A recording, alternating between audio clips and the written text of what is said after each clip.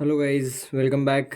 सो आज से हम एक नए सब्जेक्ट को स्टार्ट करने वाले हैं। TYBSC का जो फोर्थ सब्जेक्ट है, जो ऑप्शनल सब्जेक्ट होता है। अगर ये सब्जेक्ट आपके कॉलेज ने लिया होगा तो आपको ज़रूर आ चुका होगा।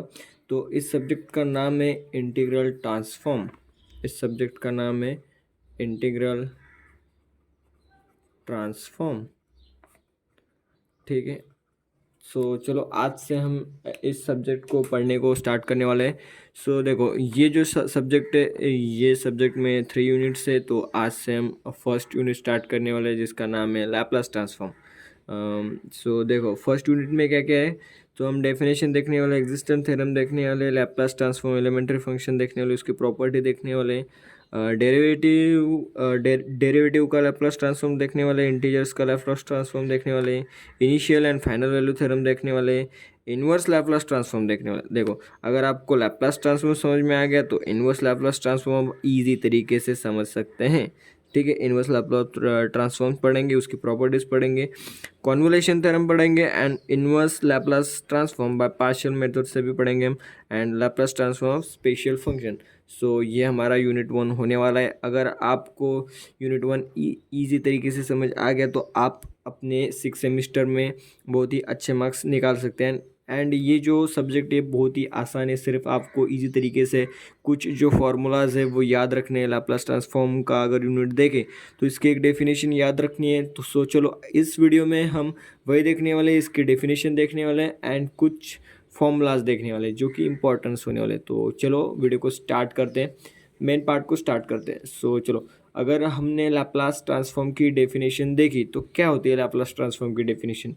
देखो, the f of t be a given function that is a defined for t is greater और equal to 0, Laplace transform F T is given bye.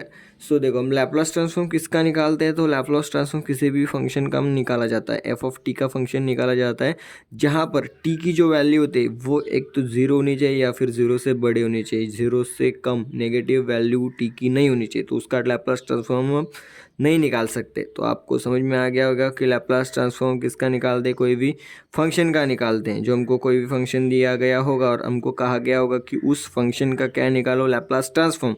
तो उस फंक्शन का लैप्लास ट्रांसफॉर्म किस तरीके से निकाल सकते हैं, the by the using of this formula and this formula is very much important.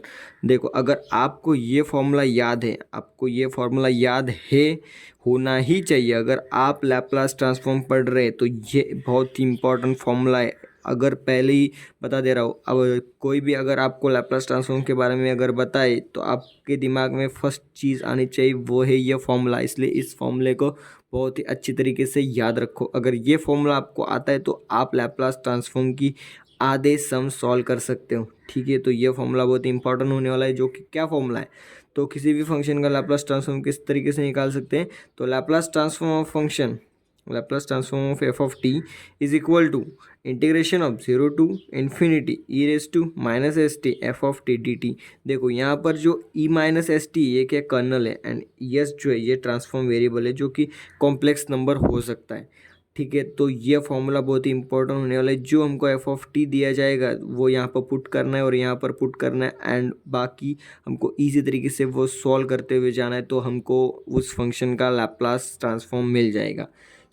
चलो, इसके बाद हम कुछ फॉर्मूलाज देखने वाले जो कि इंपॉर्टेंस होने वाले बहुत ही।